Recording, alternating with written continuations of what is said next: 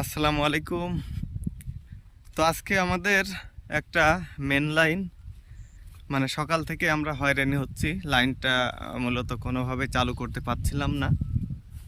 তো অবশেষে আমরা লাইন চেক করতে করতে এসে দেখলাম, এই যে দেখেন চারিদিকে শুধু মাঠ, এই যে দেখেন শুধু মাঠ।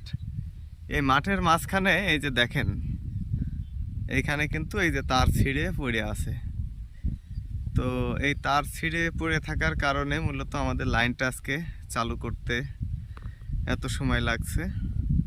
তো আর একটা বিষয় হলো, আপনারা যারা সাধারণ মানুষ আছেন, বৈদ্যুতিক লাইন সম্পর্কে এত ধারণা নাই, বা যাই হোক, এই ধরনের কোনো সময় যদি দেখেন যে বিদ্যুৎ লাইনের কোনো তার পড়ে আছে ছিঁড়ে, তাহলে আপনারা কোনো সময় মানে ভুলেও কোনো সময় তারে হাত দিবেন না। কারণ এই তারে অনেক সময় লাইন থাকতে পারে, তার ছিঁড়ে যাওয়ার পরেও কিন্তু তারে লাইন থাকতে পারে। আর এই লাইন থাকা অবস্থায় সেই তারে যদি আপনারা হাত দেন, তাহলে কিন্তু বড় ধরনের একটা অ্যাক্সিডেন্ট হতে পারে, এমনকি আপনাদের জীবনও চলে যেতে পারে।